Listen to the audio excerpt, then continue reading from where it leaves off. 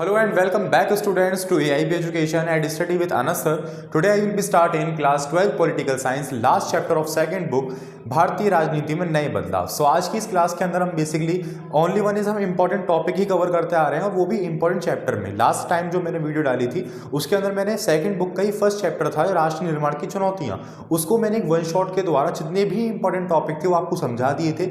इसके बाद जो इंपॉर्टेंट चैप्टर आता है या फिर लेंथी चैप्टर आता है वो ये आ रहा है भारतीय राजनीति में नए बदलाव। तो इसको हम दो पार्ट्स में डिवाइड करेंगे। आज की इस पार्ट के अंदर हम बेसिकली मोटी मोटी चीजें समझ लेंगे कि आगे इस चैप्टर में है क्या, और जब नेक्स्ट पार्ट हम कवर करेंगे तो उसके अंदर सिर्फ और सिर्फ हम इंपॉर्टेंट डेट्स को ही कवर करने वाले हैं कि आखिर इस तारीख में ये चीजें हुई थी, इस तारीख में ये हुई थी, क्योंकि डेट्स भी काफी ज्यादा इंपॉर्टेंस रखती है पॉलिटिकल साइंस के अंदर। सो होपफुली आपको सभी चीजें समझ में आती आई हो रही होंगी। सो आज की इस क्लास को शुरू करते हैं और समझते हैं सभी इंपॉर्टेंट टॉपिक को काफी ब्रीफ एंड शॉर्ट एक्सप्लेनेशन के साथ। So let's start.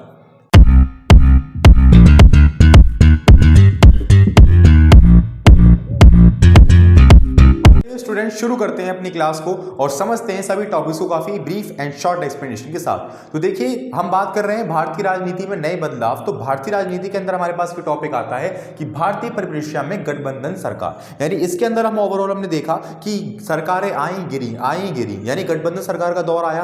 तो उन सब चीजों को लेकर आखिर क्या क्या चीजें थी राष्ट्रीय स्तर पर। तो राष्ट्रीय स्तर में भारत में प्रथम गठबंधन सरकार जनता पार्टी की बनी, जो कि मोरारजी देसाई द्वारा बनाई गई थी, जिसका कार्यकाल 29 मार्च 1977 से जुलाई 1979 तक था। ये सरकार अपना कार्यकाल पूरा नहीं कर पाई थी, उससे पहले ये गिर गई थी, ये वाली सरकार जनता पार्टी वाली।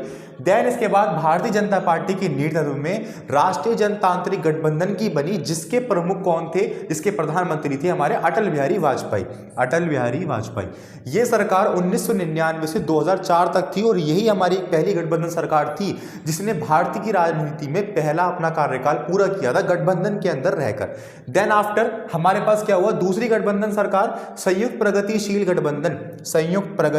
गठबंधन यूपीए की सरकार पूरे देश के 13 राजनीतिक दलों को मिलाकर बनी थी और इस गठबंधन की सरकार ने 2 कार्यकाल पूरे किए थे, पहला 2004 से 2009 तक, फिर 2009 से 2014 तक। स्टूडेंट्स आगे की तरफ बढ़ते हैं। तो देखिए मई 2014 की लोकसभा चुनाव में राष्ट्रीय जनतांत्रिक गठबंधन की सरकार बनी, जिसमें प्रधानमंत्री नरेंद्र मोदी को बनाया गया।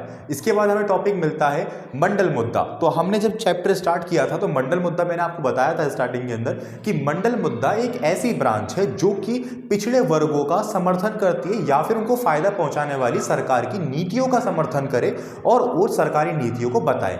यही मंडल मुद्दे का कार्य होता है। अब इसके बारे में पढ़ लेते हैं कि 1977 में जनता पार्टी सरकार ने दूसरे पिछड़े आयोग का गठन किया।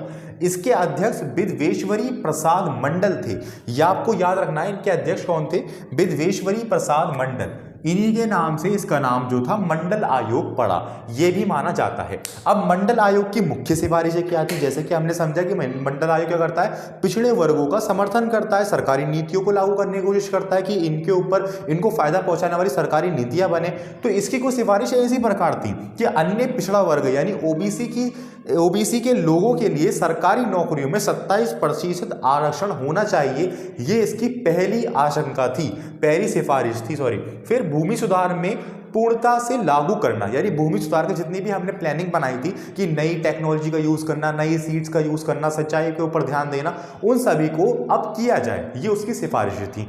फिर क्या हुआ, देखिए कि 1990 के तत्कालीन प्रधानमंत्री श्री वीपी सिंह की सरकार में मंडल आयोग की सिफारिशों को लागू करने की घोषणा कर दी गई और जैसे ही इसकी घोषणा करी तो देश के विभिन्न इलाकों में मंडल आयोग के खिलाफ या मंडल आयोग के विरोध में दंगे भड़क उठे। और खासकर जो दंगे थे उसका मेन टॉपिक ये था कि सरकारी नौकरियों के अंदर 27% का आरक्षण। तो ये इनका मेन टॉपिक था और इसी के वजह से कई सारे दंगे भड़के। तो ये था हमारा बेसिकली मंडल आयोग का टॉपिक। अब हम समझते हैं कि बेसिकली हमारा जो चैप्टर का नाम है भारतीय राजनीति में नए बदलाव। तो बदलाव क्या है और जो बदलाव हुए उन पे सहमति किस किस की है वो हम कवर करते हैं, जो कि काफी ज्यादा इंपॉर्टेंस रखता है इस चैप्टर। चलिए स्टूडेंट, हमारे पास एक छोटा सा टॉपिक ये आता है कि 1990 के दशक में 4 पार्टियां या फिर 4 मुख्य रूप से जो दल उभरे थे उनके नाम बता दीजिए।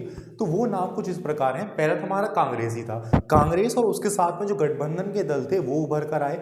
भाजपा उसके साथ में गठबंधन के दल थे वो उभर कर आए, वाम मोर्चा का दल उभर के आया, और फिर लास्ट में हमारी कुछ ऐसे दल थे जो कि इन तीनों में से किसी के अंदर नहीं आते थे, जिनको हम अन्य के नाम से भी जानते हैं। तो ये आपको लिख देना कि जब भी आपसे पूछे कि 1990 के दशक में 4 पार्टियां मुख्य रूप से कौन सी उभर कर आई थी, तो आपको बता देना कांग्रेस उसका गठबंधन, और बीजेपी उसका गठबंधन, वाम मोर्चा, और चौथी वो पार्टियां थी जो इन तीनों में से किसी भी दल के अंदर नहीं आते थे, उनको हम अन्य भी नाम से जानते हैं। तो ये थी हमारी कुछ पार्टियां जो कि 1990 में उभर कर आई थी।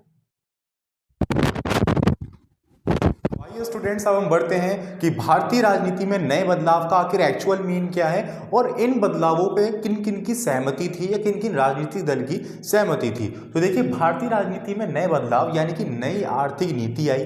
पहला बदलाव तो हमारे पास यही हुआ कि नई आर्थिक नीति का गठन सिंस 1991, ठीक है। पिछड़ी जातियों के राजनीतिक और सामाजिक दावों की स्वीकृति, यानी कि मंडल आयोग से याद कर लो आप। देश की राजनीति में क्षेत्रीय राजनीतिक दल का प्रस्ताव स्वीकार करना, ये था एक नया चेंज। विचारधारात्मक कार्य की जगह कार्य सिद्ध पर जोर और विचारधारात्मक सहमति के बिना राजनीतिक गठजोड़ एक बड़ा चेंज था हमारी भारतीय राजनीति के अंदर। अब आ जाइए सहमति पे कि विभिन्न दलों में बढ़ती सहमति के मुद्दे निम्न हैं। बिल्कुल, नई आर्थिक नीति पे सबकी सहमति थी, पिछड़ी जातियों के राजनीतिक और सामाजिक दावों की स्वीकृति, और फिर विचारधारा की जगह कार्य सिद्ध पर जोर, तो इन पे सहमति थी हमारी विभिन्न दलों की, ठीक है। तो इसी के साथ हमारी क्लास आज फिनिश होती है। सो होपफुली आपको सभी चीज़ें समझ में आई होंगी, सभी डाउट्स क्लियर हुए होंगे। काफ़ी इंपॉर्टेंट चैप्टर है, इंटरेस्टिंग चैप्टर है, तो थोड़ा थोड़ा समझते हुए चलेंगे, क्योंकि एक साथ अगर हम कवर कर लेंगे तो आप स्टार्टिंग का भूल जाओगे, अगर नहीं लिखोगे तो लास्ट का याद रहेगा, तो वो उसका कोई बेनिफिट नहीं है। तो हम छोटी छोटी वीडियोज़ के अंदर अपने इस पूरे ओवरऑल चैप्टर को कवर करेंगे, ताकि हर एक कॉन्सेप्ट आप अपना मजबूत कर सकें, क्योंकि इतनी जब चीज़ें आपने पढ़ ली तो इसके अंदर से आपसे कुछ भी सवाल पूछ लिया जाए आप वो बता सकें, ये होती है एक्चुअल स्टडी। तो इसी के साथ मिलते हैं नेक्स्ट क्लास के अंदर और कवर अप करेंगे इस चैप्टर की इंपॉर्टेंट डेट्स को, जो कि काफ़ी ज़्यादा इंपॉर्टेंट है हमारे पॉलिटिकल साइंस के अंदर। सो होपफुली आज की क्लास के अंदर आपको कोई डाउट नहीं बचा होगा। फिर भी कोई डाउट हो तो आप मुझे ज़रूर बताएं, मैं उसको एक स्पेसिफिक वीडियो के द्वारा ही सॉल्व करने की पूरी कोशिश करूंगा। सो मिलते हैं नेक्स्ट क्लास के अंदर। Thank you.